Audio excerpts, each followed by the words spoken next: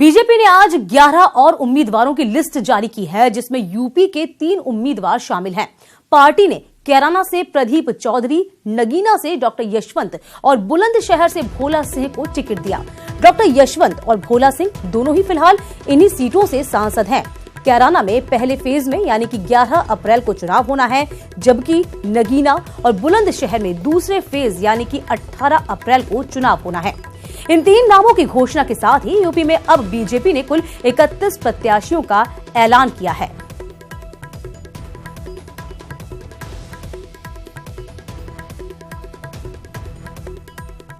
Kairana seat BJP के लिए खास प्रतिष्ठा की सीट है, इसीलिए उपचुनाव में हारने के बाद बीजेपी ने मृगांका सिंह का पत्ता काटकर गंगोह से विधायक प्रदीप चौधरी पर दांव खेला है। प्रदीप सिंह का मुकाबला गठबंधन से समाजवादी पार्टी की उम्मीदवार तबस्सुम हसन और कांग्रेस ने हरेंद्र मलिक से है। उपचुनाव में तबस्सुम हसन ने ही इस सीट को बीजेपी के खाते से छीना था। इस बार बीजेपी ने राजनीतिक परिवार से जुड़े प्रदीप चौधरी पर यह दांव खेला है। ये खुद 3 बार विधायक रहे हैं, इनके पिता भी 4 बार विधायक रहे हैं। प्रदीप फिलहाल गंगोह से बीजेपी के विधायक हैं। 2016 में बीजेपी में शामिल होने के पहले प्रदीप चौधरी कांग्रेस में थे।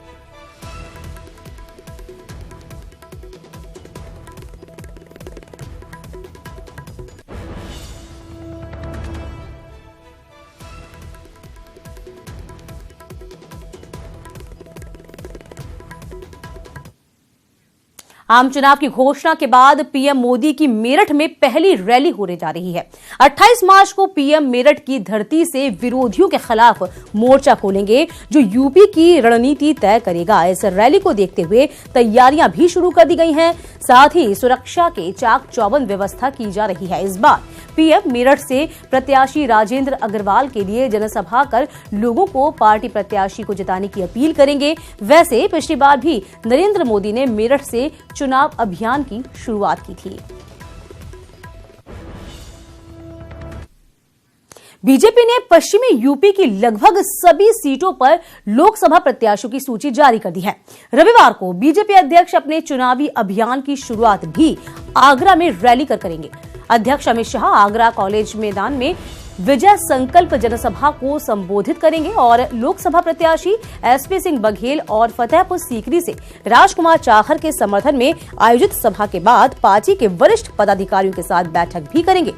अगले दिन 25 मार्च को मुख्यमंत्री योगी आदित्यनाथ मथुरा में पार्टी प्रत्याशी हेमा मालिनी के समर्थन में आयोजित जनसभा को संबोधित करेंगे।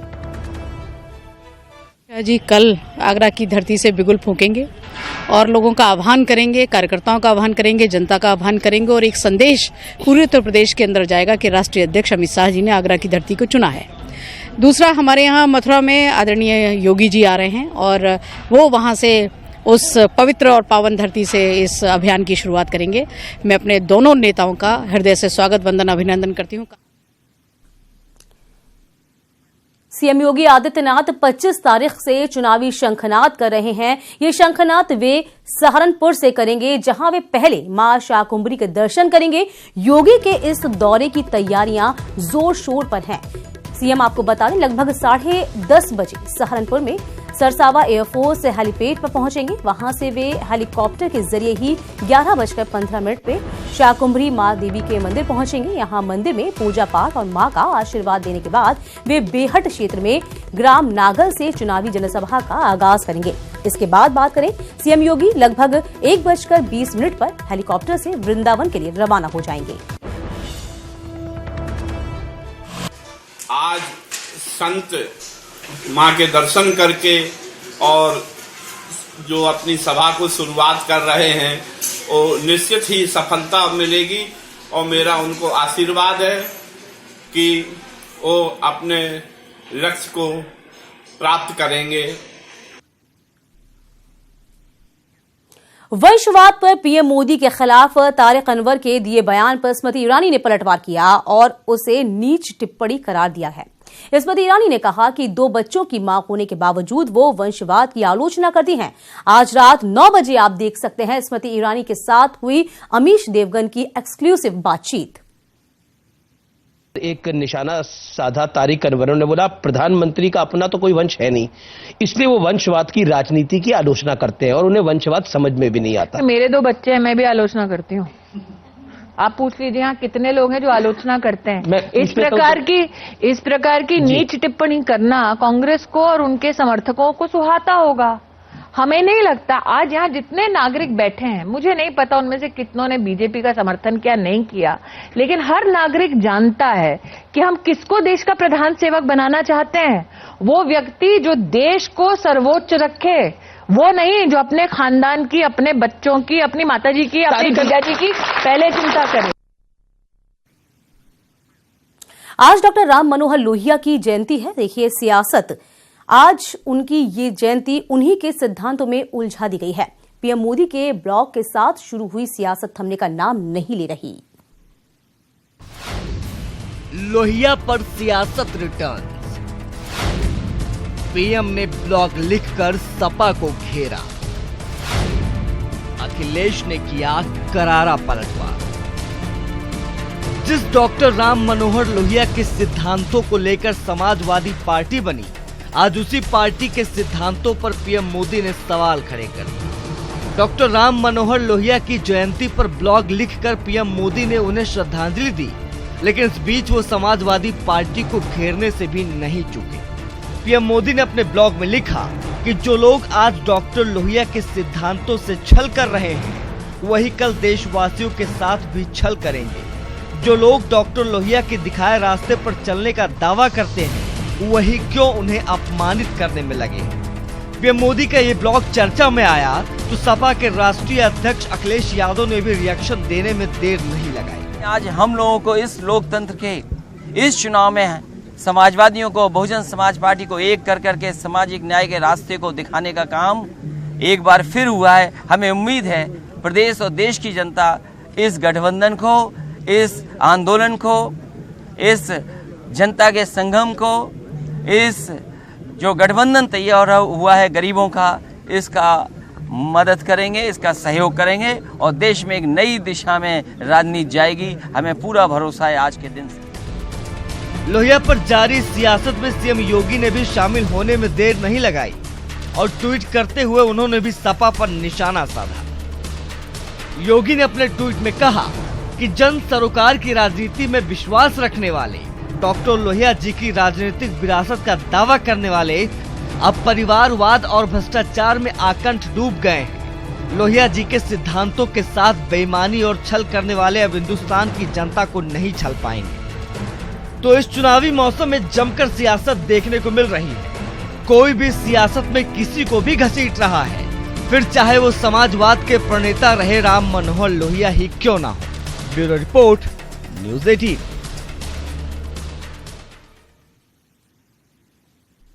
एसपी अध्यक्ष अखिलेश यादव ने आरोप लगाया है कि बीजेपी के लोग जनता के सवालों को टालने के लिए राष्ट्रवाद का इस्तेमाल कर रहे हैं। उन्होंने कहा कि बीजेपी से अगर कोई सवाल किया जाए तो राष्ट्रवाद के पीछे छिपकर वो वार करते हैं।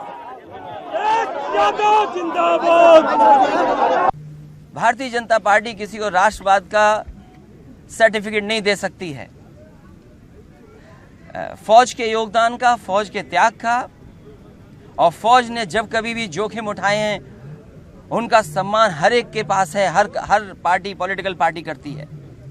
लेकिन भारतीय जनता पार्टी से अगर कोई सवाल किया जाए तो वो राष्ट्रवाद के पीछे छिप करके वार करने का काम करते हैं। केवल विपक्ष के लोग अगर जिनकी भी बात आई है, वो अगर जानना चाहें कि इंटेलिजेंस फेलियर कैसे हुआ, उसका भी जवाब सरकार नहीं देना चाहती है।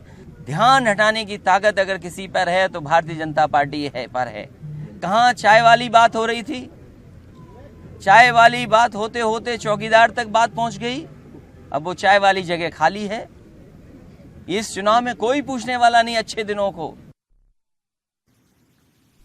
तो अखिलेश के बयान पर डिप्टी सीएम केशव मौर्य ने प्रतिक्रिया दी है। क्या कुछ कहा है केशव मौर्य ने, आइए सुनाते हैं। यादव जी ये बतावें कि उनको राष्ट्रवाद से इतनी घृणा क्यों होती है, सेना के पराक्रम पर विश्वास क्यों नहीं करते हैं, पाकिस्तान के द्वारा जो आतंकियों के प्रशिक्षण केंद्र चला करके आतंकवाद को प्रश्रय देने का काम किया गया उसका विरोध क्यों नहीं करते। वो राष्ट्रवाद के रास्ते पे चलें, हमें तो उनसे बैर नहीं है, हमें तो विरोध नहीं है। कल तक श्री अखिलेश यादव जी हमारी विचारधारा अगर राष्ट्रवाद की है, हमारी विचारधारा अगर सबके साथ सबके विकास की है, तो आज आप वही नकल कर रहे हो। 2013 में आप मुख्यमंत्री थे उत्तर प्रदेश के, तब कुंभ में स्नान करने नहीं गए, लेकिन 2019 में इसलिए आप स्नान करने के लिए गए कि लोगों को यह लग जाए कि श्री अखिलेश यादव जी भी कुंभ में स्नान करने गए थे। ये प्रमाण पत्र देते हुए आप घूम रहे हो। ये हमारी विचारधारा अगर राष्ट्रवाद की है, हम राष्ट्रभक्ति सोच पर आप भी रहो, हम आपको विरोध नहीं करते, लेकिन आप हमारे राष्ट्रवाद पर सवाल उठाओगे। रेनकोट पहन करके कौन होली खेला, ये तो व्यक्तिगत विषय है। तो डॉक्टर राम मनोहर लोहिया की जयंती के मौके पर लखनऊ के लोहिया पार्क में खास कार्यक्रम का आयोजन किया गया। पूर्व मुख्यमंत्री और सपा संरक्षक मुलायम सिंह यादव ने डॉक्टर लोहिया की प्रतिमा पर पुष्प अर्पित कर उन्हें श्रद्धांजलि दी। उनके साथ ही पार्टी के कई नेता कार्यक्रम में मौजूद रहे।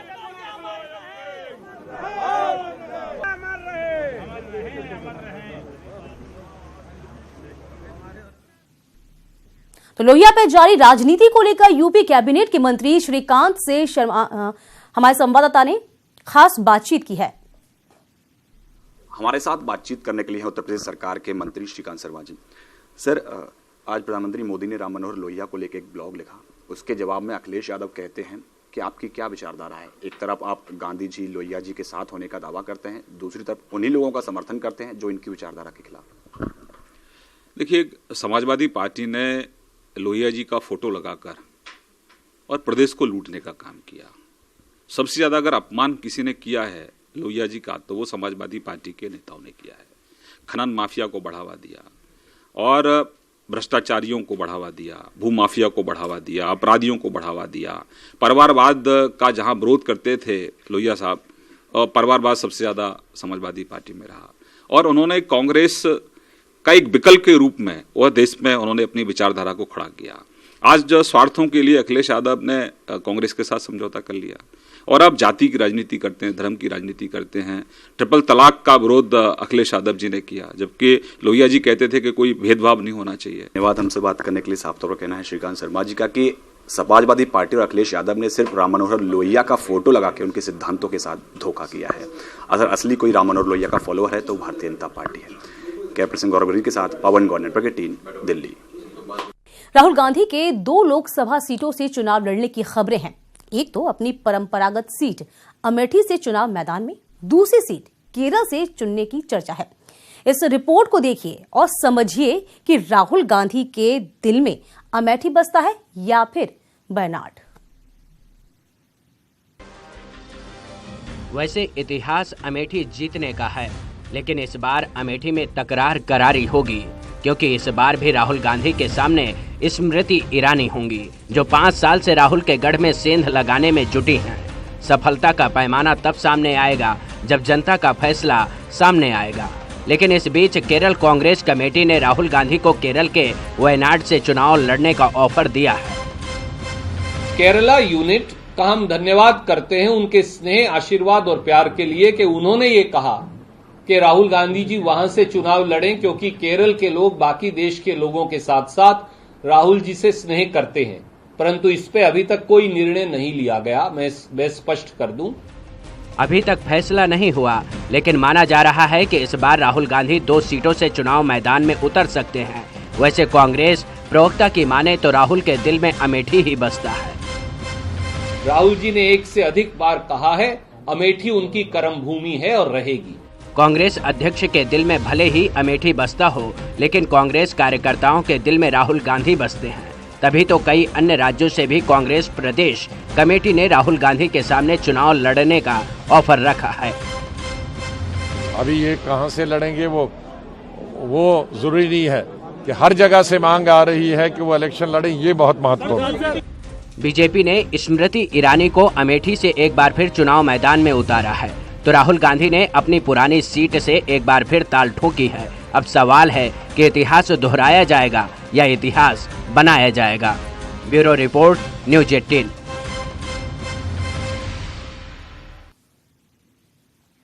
तो राहुल गांधी के केरल से चुनाव लड़ने की खबरों पर बीजेपी प्रवक्ता हरीश चंद्र श्रीवास्तव ने कहा कि राहुल डरकर अमेठी के साथ साथ केरल से चुनाव लड़ना चाह रहे हैं। सरकार और आदरणीय योगी जी की सरकार का विकास का लाभ अमेठी की जनता को मिलने लगा है। इसलिए मुझे लगता है श्रीमान राहुल गांधी जी जिनके नेतृत्व में, जिनके प्रतिनिधित्व में अमेठी में अभी विकास की रोशनी नहीं पहुंची थी, वो वहां की विकास की रोशनी देख करके घबराने लगे हैं और अमेठी के अलावा आप केरल भी भाग रहे हैं। तो ये जो आदरणीय मोदी जी के सबके साथ सबके विकास का प्रभाव है, उसी का परिणाम है। इधर बीजेपी ने कई सांसदों के टिकट काट दिए, जिससे पार्टी के अंदर ही सियासी हंगामा शुरू हो गया। आगरा के फतेहपुर सीकरी से सांसद चौधरी बाबूलाल का टिकट कटा तो सांसद जी ने बगावत शुरू कर दी और पार्टी के विरोध में झंडा उठा लिया। वो 24 मार्च को पंचायत करेंगे, ठीक उसी वक्त जब बीजेपी अध्यक्ष अमित शाह की रैली हो रही होगी। बाबूलाल ने आरोप लगाया कि पार्टी ने 50 लाख का फंड ले लिया लेकिन टिकट काट दिया। स्वाभाविक है, अपने आदमी का जब कोई अहित होता है तो ये तो स्वाभाविक है मायूसी। और टिकट क्यों काट दी, कैसे काट दी, इसका जवाब तो आप अगर नेतृत्व से पूछे तो ज्यादा बेटर रहेगा। नहीं, पार्टी ने मेरे से मांगा था 50 लाख रुपए मांगा था, मैंने 50 लाख रुपए दिया। इधर हरदोई से बीजेपी के मौजूदा सांसद अंशुल वर्मा का टिकट काट दिया गया। उनकी जगह पार्टी ने पूर्व सांसद जयप्रकाश पर दांव लगाया। इस पर अंशुल ने कहा कि 6 में से 4 दलित सांसदों के टिकट काट दिए गए, जिससे वो हैरान हैं। जब मैंने टिकट वितरण के बारे में बारीकी से देखा तो 6 में से 4 दलित सांसदों का टिकट काटा गया। ये चौंकाने वाला विषय था। मेरा सीधा सा प्रश्न एक रहेगा कि अगर आप काट रहे हैं, विकास का मानक है, तो जातिगत इतने ज्यादा टिकट क्यों काटे गए? क्या दलित सांसद ही एकमात्र ऐसे हैं जिन्होंने कार्य नहीं किया या विकास की कसौटी पे खरे नहीं उतरे? यदि अगर यही बात है तो मैं पूरे दावे से कहता हूं कि 24,000 करोड़ रुपया लगाने के बाद आखिरी पायदान के जनपद को हम 14वें पायदान पर मात्र 5 साल के अंदर लेके आए। तो अलीगढ़ में बीजेपी कार्यकर्ताओं ने सिटिंग एमपी सतीश गौतम को फिर से टिकट मिलने का विरोध किया। राजस्थान के राज्यपाल कल्याण सिंह के आवास पर प्रदेश के शिक्षा मंत्री संदीप सिंह और एटा सांसद राजवीर सिंह की मौजूदगी में बीजेपी कार्यकर्ताओं ने सांसद मुर्दाबाद के नारे लगाए और विकास कार्य नहीं कराने का आरोप भी लगाया।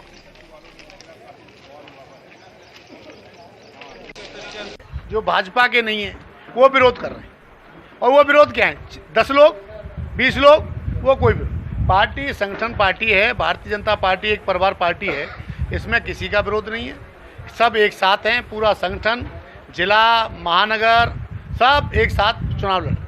अलीगढ़ लोकसभा के प्रत्याशी का भारी विरोध हो रहा है। ये जानकर कार्यकर्ताओं की आकांक्षाओं को देखते हुए मैं राजभवन में आया था। यहाँ पर माननीय महामहिम राज्यपाल कल्याण सिंह जी के यहाँ मुर्दाबाद के नारे लगे तो मैंने वहाँ पर कार्यकर्ताओं की उपेक्षा देखी और कार्यकर्ताओं की राय थी कि अलीगढ़ लोकसभा पर सतीश गौतम प्रत्याशी नहीं होने चाहिए।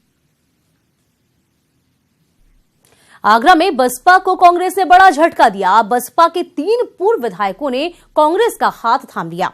कांग्रेस प्रदेश अध्यक्ष राज बब्बर ने सभी पूर्व विधायकों को कांग्रेस ज्वाइन कराई है। दरअसल राज बब्बर खुद फतेहपुर सीकरी से प्रत्याशी घोषित किए गए हैं, लिहाजा बसपा में लगाई गई ये सेंध कांग्रेस को बड़ा फायदा पहुंचा सकती है। बसपा के पूर्व विधायक धर्मपाल सिंह, भगवान सिंह कुशवाहा और सूरजपाल सिंह शामिल हुए हैं।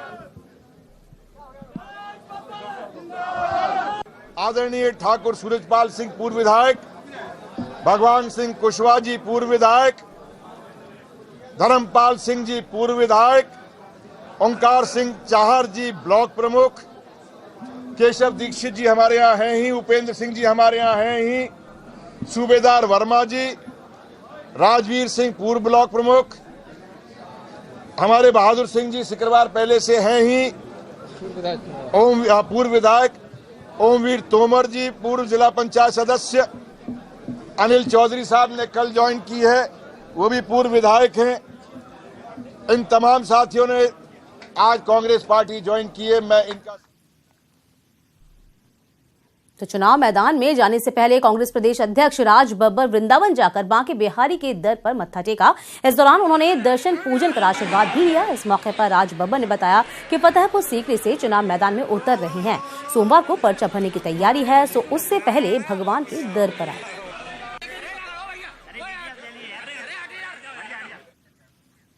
आरएलडी उपाध्यक्ष जयंत चौधरी ने मथुरा में गठबंधन के सभी दलों की संयुक्त सम्मेलन को संबोधित किया।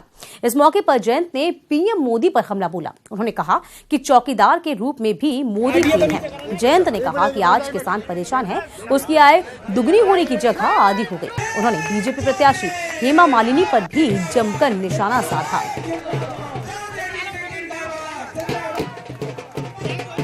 एक व्यक्ति को खड़ा करके बता दें कि ये मेरे करीब है, इसके आगे मैं खुल गई, और वो आदमी ये कह दे कि हाँ हेमा मालिनी जी क्या सोचती हैं, क्या चाहती हैं मथुरा के लिए, अपने लोगों के लिए, वो मुझे मालूम है, मैं उनको जान गया। तो मैं आज कह रहा हूं कि लोकदल उनके आगे चुनाव नहीं है। इसी के साथ अपना यूपी में अभी के लिए इतना ही।